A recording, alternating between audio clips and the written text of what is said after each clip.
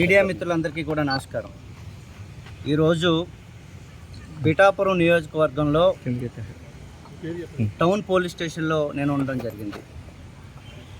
మొన్న 28వ తారీఖున జై భీమ్రావ్ భారత్ పార్టీ ఆధ్వర్యంలో జడా శ్రావణ్ కుమార్ అధ్యక్షతన ఏలూరులో దళిత క్రైస్తవ సమర శంఖారామం అనే కార్యక్రమం, ఒక బహిరంగ కార్యక్రమం ఏర్పాటు చేయడం జరిగింది. ఈ కార్యక్రమానికి జోసెఫ్ ఎవరైతే ఉన్నారో ఆయన ప్రశ్న టీవీ రావణ్ అంటారు, ఆయన జోసెఫ్ ఎవరైతే ఉన్నారో ఆయన కూడా మా కార్యక్రమానికి రావడం జరిగింది. ఆ కార్యక్రమానికి వచ్చి రావణ్ గారు మాట్లాడారు. ముఖ్యమంత్రి, ఉప ముఖ్యమంత్రి లేదా ఏదైతే రాష్ట్రంలో జరుగుతున్న దాడుల మీద మాట్లాడారని చెప్పి ఆయన్ని ఈరోజు చాలా దారుణంగా హైదరాబాద్ రాత్రి వెళ్ళి మన ఏపీ పోలీసులు పిఠాపురం పోలీస్ స్టేషన్కి తీసుకురావడం జరిగింది. దీన్ని మేము తీవ్రంగా ఖండిస్తూ ఉన్నాం. మాకు ఇన్ఫర్మేషన్ వచ్చిన వెంటనే పోలీస్ స్టేషన్కి రావడం, ఇక్కడ ఎవరైతే హౌస్ ఆఫీసర్ ఉన్నారో ఎస్ఐ గారు తనతో మాట్లాడినా సరే ఇప్పటికొచ్చి మాకు ఎఫ్ఐఆర్ కాపీ కూడా ఇవ్వలేదు. అంటే ప్రశ్న రావణ్ ఉన్నాడా లేదా మరొక సాయి కృష్ణ కేసులాగా ఇది కూడా ఏదైనా చేయడానికి ప్రయత్నం చేస్తూ ఉన్నారా అని మా పార్టీ అనుమానిస్తూ ఉంది. నేను ఇక్కడ పిఠాపురం నుండి ఎమ్మెల్యేగా పోటీ చేసిన వ్యక్తికే వీళ్ళు ఒక ఇన్ఫర్మేషన్ ఇవ్వకుండా, ఒక ఎఫ్ఐఆర్ కాపీ కూడా ఇవ్వకుండా ఈ విధంగా చాలా లేట్ చేస్తూ ఉన్నారు. అంటే అసలు రావణ్ ఇక్కడ ఉన్నాడా? ఉంటే చూపించాలి. నేను ఒక అడ్వకేట్గా కూడా వచ్చాను ఇక్కడికి. అంటే అడ్వకేట్గా ఒకళ్ళతో తీసుకోవాలి, తన స్టేట్మెంట్ తీసుకోవాలి, ఏం జరిగింది, ఏ విధంగా సెక్షన్స్ వేశారు అనేది మేము కూడా చూడాలి. ఇలా రిమాండ్కి ఇస్తూ ఉన్నారా, లేకపోతే ఏవైనా కేసులు ఏం వేశారని తెలియకపోతే అసలు రావణ్ ఉన్నాడా లేదా ఏవైనా. ఎందుకంటే ఈ రాష్ట్రం ఏర్పడిన తర్వాత, ఈ ప్రభుత్వం వచ్చిన తర్వాత ఈ 2 సంవత్సరాల్లో అనేక దాడులు జరగడం జరిగింది. ఎస్సీలు, బీసీలు, మైనారిటీలు అందరి మీద కూడా తీవ్రంగా ఈ ప్రభుత్వం మండిపడతా ఉంది. దానిలో భాగంగానే మన సాయి కృష్ణ కేసులో ఏం జరిగిందో చూసాం.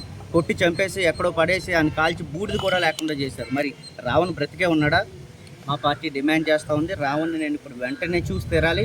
అదేవిధంగా పిఠాపురం ఎమ్మెల్యే, ఉప ముఖ్యమంత్రి మరి పవన్ కళ్యాణ్ మీద మాట్లాడితేనే మా మీద కేసులు వేస్తూ ఉన్నారే. మరి పవన్ కళ్యాణ్ ప్రభుత్వం వచ్చిన తర్వాత, ప్రభుత్వంలో లేనప్పుడు కూడా ఎన్ని మాటలు మాట్లాడారు, ఎన్ని కేసులు వేశారు మేము కూడా చూస్తాం. నిన్నటికి మొన్న కాకినాడ రూరల్ ఎమ్మెల్యే పంతం నానాజీ మాజీ ముఖ్యమంత్రిని పట్టుకొని బాంఛద్ నా కొడక దమ్ముంటే నువ్వు రారా నా మీద పోటీ చేయంటే ఎక్కడికి పోయింది సమాజం? మరి ఎన్ని కేసులు వేశారు ఈ వ్యవస్థ? చెప్పాలి. ఈరోజు సమాధానం పోలీసు వ్యవస్థ కూడా చెప్పాలి. మరి నేను కూడా 2019లో పిఠాపురం నుండి కాకినాడ రూరల్ నుండి ఎమ్మెల్యేగా పోటీ చేశాను. బాంఛద్ నా కొడక నేను కూడా నీతో కలిసి పోటీ చేశాను రా అంటే అనొచ్చా? కామన్ సెన్స్ ఉండాలి కదా. మాట్లాడాము అంటే కామన్ సెన్స్ ఉండాలి కదా. ఎమ్మెల్యేగా ఉన్న వ్యక్తి ఒళ్ళు దగ్గర పెట్టుకొని మాట్లాడాలి. బయట వ్యక్తులు, ప్రతిపక్షంలో ఉన్నవాళ్ళు, మాలా పోటీ చేసిన వ్యక్తులు ఆవేశంలో మాట్లాడారు అంటే దాన్ని కూడా తీవ్రత మించి మాట్లాడితే తప్పనిసరిగా యాక్షన్ తీసుకోవచ్చు. మరి ప్రభుత్వంలో ఉన్నవాళ్ళు మాట్లాడితే వాళ్ళ మీద ఏం కేసులు పెడతా ఉంది ఈ ప్రభుత్వం? బాంచంద్ నా కొడక అంటే ఒక ఎమ్మెల్యే, ఒక జనసేన ఎమ్మెల్యే ఏం చేసింది ఈ కూటమి ప్రభుత్వం? ఎఫ్ఐఆర్ వేశారా? కంప్లైంట్ ఇచ్చి మేము చాలా రోజులైంది, అసలు కంప్లైంట్ ఉందో పడేసారో కూడా తెలియదు. 2 రోజుల క్రితం ఒక సభను ఉద్దేశించి మాట్లాడితే రాత్రికి రాత్రి రావణ్ని ఎత్తుకుని వచ్చారు అంటే మరి ఏమైపోతుంది రాష్ట్ర ప్రభుత్వం? అంటే ప్రశ్నించడానికి ఇంకా ఎవరు రారనా ముందుకి?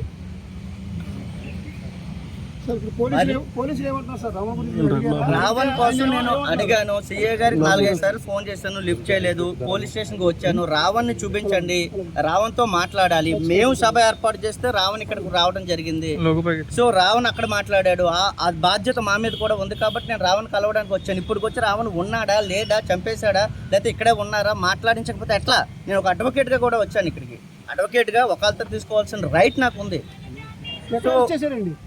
హైదరాబాద్ వెళ్ళి మన పోలీసులు అరెస్ట్ చేశారని ఇన్ఫర్మేషన్ ఉంది, అది నిజమా కాదని పోలీసు వాళ్ళే చెప్పాలి. కుటుంబీకులు కూడా ఎలాంటి సమాచారం, కుటుంబీకులు వాళ్ళ వైఫ్ కూడా అసలు ఎవరికి ఇన్ఫర్మేషన్ లేకుండా రాత్రికి రాత్రి తీసుకుని వెళ్ళిపోయారు. అసలు పిఠాపురం తీసుకెళ్లారా, కాకినాడ తీసుకొచ్చారా, రాజమండ్రి తీసుకెళ్లారు, అసలు వీళ్ళు పోలీసులా, ఏపీ పోలీసులా కాదా అనే రకరకాల భయాందోళనలో ఉంది. ఎందుకంటే ఒకప్పుడు వ్యవస్థ మీద నమ్మకం ఉండేది.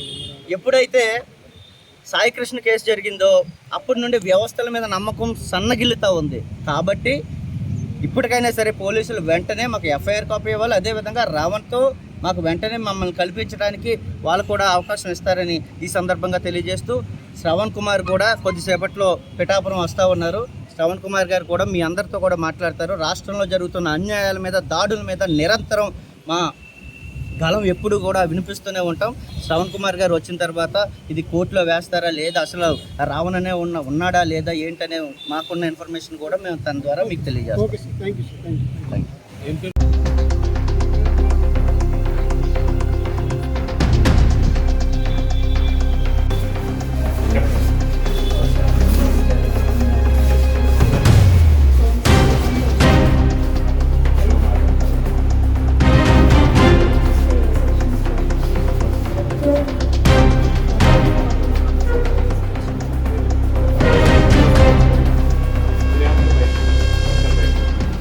అందరికీ నమస్కారం. నా పేరు బొజ్జా ఐశ్వర్య. నేను ఇండిపెండెంట్ సోషల్ యాక్టివిటీస్ని. ఈరోజు పిఠాపురం టౌన్ పోలీస్ స్టేషన్కి రావడం జరిగింది. రావణ్ ప్రశ్న ఒక ఇండిపెండెంట్, ఆయన సోషల్ యాక్టివిటీస్ట్, ఎన్నో ఉద్యమాలు చేసిన ఆయన అక్రమంగా హైదరాబాద్లో నిన్న రాత్రి 11:30కి అరెస్ట్ చేసి పిఠాపురం వితౌట్ నోటీసులు తీసుకురావడం జరిగింది. దాన్ని నేను ఖచ్చితంగా ఖండించి ఇక్కడికి రావడం జరుగుతోంది. శ్రవణ్ కుమార్ గారు కూడా ఒక 10-15 మినిట్స్లో ఇక్కడ చేరుకుంటున్నారు. కూటమి ప్రభుత్వం వచ్చాక సామాన్య ప్రజల మీద, గొంతున్న వాళ్ళ మీద ఎంత దౌర్జన్యంగా ప్రవర్తిస్తున్నారంటే, ఈ చేతగాని పవన్ కళ్యాణ్ ఒక దద్దమ్మ తన్ని ప్రశ్నిస్తుంటే సమాధానాలు లేక ఇలా సామాన్య ప్రజల మీద, గొంతున్న వాళ్ళ మీద చూపిస్తున్నారు. 2029 ఎలక్షన్లో కొనిదెల పవన్ కళ్యాణ్ ఖచ్చితంగా నిన్న అహంకారం గద్దె దింపకపోతే నా పేరు బొజ్జా ఐశ్వర్యయే కాదు. నువ్వు కాకినాడ వస్తే హౌస్ అరెస్టులు చేస్తావు, నన్ను RRR గాడు వస్తే చేస్తావు. ఏం జరుగుతుంది రాష్ట్రంలో? నీ అబ్బసొబ్బేమన్నా అనుకున్నావే ఏంటి? ఇక్కడ ఎక్కడో హైదరాబాద్లో నుంచి వచ్చినోడు నువ్వే అక్కడ ఉంటే, లోకల్ ఇక్కడ మేము. నీకు స్క్రిప్టులు రాయాలేమో, మాకు స్క్రిప్ట్ అక్కర్లే. ఉద్యమాలు చేసి వచ్చిన వాళ్ళం. నేను కడుపులో ఉన్నప్పటి నుంచి మా అమ్మ నాన్న ఉద్యమాలు చేసిన వాళ్ళు. 10 తరాల ముందు నుంచి మేము ఇదే కుటుంబాల్లో ఉన్నాం. నువ్వెంత? ఆఫ్టర్ ఆల్ నువ్వెంత? ఏ సెక్షన్లు పెట్టారని ఇలా 41 నోటీసులు ఇవ్వకుండా తీసుకొచ్చి లోపడేశారు. కనీసం చూడడానికి కూడా సిఐ గారు, ఎస్ఐ గారు ఎవరు కూడా అలౌ చేయట్లేదు. కానిస్టేబుల్ వచ్చారనే విషయం, అరెస్ట్ చేసిన విషయం కూడా మాకు రాత్రి తెలియనివ్వలేదు. అప్పటి వరకు లైవ్లో మేము అందరం కలిసే మాట్లాడుకుంటున్నాం. ఏంటి ఇలాగ అయిపోతుంది, సామాన్య ప్రజలకి ఏంటిది అన్నట్టుగానే మేము వ్యవహరిస్తూ ఇలాగా ఏం చేస్తే బాగుంటుంది అని ముందుకు అడుగులేస్తుంటే నీకు అంత గారిపోతుందా? అరెస్టులు చేస్తున్నావు. ఎన్ని నోటీసులు ఇచ్చావు? నాకు 11 కేసులు పెట్టావు. ఏం పీకుతావయ్యా నువ్వు? నాకు అర్థం కాదు. ఏంటి చట్టాలు ఏమన్నా నీ చుట్టమా ఏంటి? ఈరోజు మొదలుకొని ప్రతి సామాన్యుడికి మేము అండగా ఉంటామని చెప్తున్నాను. నువ్వు ఏం పీక్కున్నా నువ్వు మా ఎంట్రుక కూడా పీకలేవు. నీ దమ్ము ధైర్యం ఏంటో చూపించు. దమ్ము అంటే ఫిజికల్ ఇంటిమసీ అనుకుంటారేమో, చెత్తన కొడకల్లారా. ఫిజికల్ ఇంటిమసీ కాదు, నీ ధైర్యం, నీ దమ్ము చూపించండి. మేము కూడా రెడీగా ఉన్నాం. నీకు అధికారం ఉందని ఇప్పుడు రెచ్చిపోతున్నావేమో. ఎంత ఇంకొక 2 సంవత్సరాలు తిప్పి కొడితే ఈడ్చిదానికే మళ్ళీ హైదరాబాద్లో పడతావు నువ్వు. నీకు ముందుంది ముసలి పండుగ, జాగ్రత్తగా వాళ్ళు దగ్గర పెట్టుకుని మసలు. నమస్తే. రావణ్ గారిని కలవడానికి అలౌ చేయట్లేదు. ఎవరో సిఐఎస్ఐ అని అన్నారు, ఉన్నారో లేదో కూడా మాకు తెలియదు. ఏమంటున్నారు మేడం? ఏమంటున్నారు మీరు ఇల్లు అడిగితే? ఏంటండి? ఏమంటున్నారు మీరు ఇల్లు అడిగితే? చట్ట ప్రకారంగా అన్నీ చేసామంటున్నారు. అన్ని పిట్టి సెక్షన్లో పెట్టారు. అన్నీ నాన్ బెయిలబుల్ పెట్టినట్టు ఒక 2-3 నాన్ బెయిలబుల్, మిగిలినవన్నీ బెయిలబుల్ పెట్టారు. 111 సెక్షన్లో మాత్రం రిమాండ్కి విత్తే ఛాన్సెస్ ఉన్నాయి. మరో సాయి కృష్ణ కేసులో ఏదైనా ముగిసే పరిస్థితి ఉంది. మేమందరూ ఇంకా బతికే ఉన్నాం కదండి. సోషల్ యాక్టివిటీస్ ఇలా చేస్తాం, మేము ఎందుకు ఉంటాం? సాయి గారు అన్న కేసు అయిన తర్వాత వెలుగులోకి వచ్చింది, ముందు మనకు తెలియదు. అయిన తర్వాత వాళ్ళ మదర్ ఫైట్ చేస్తున్నప్పుడు వచ్చింది అది. ఇప్పుడైతే మనం అందరం కలిసే ఉన్నాం కదా, మేమంటే ఏంటో కూడా చూపెడతాం.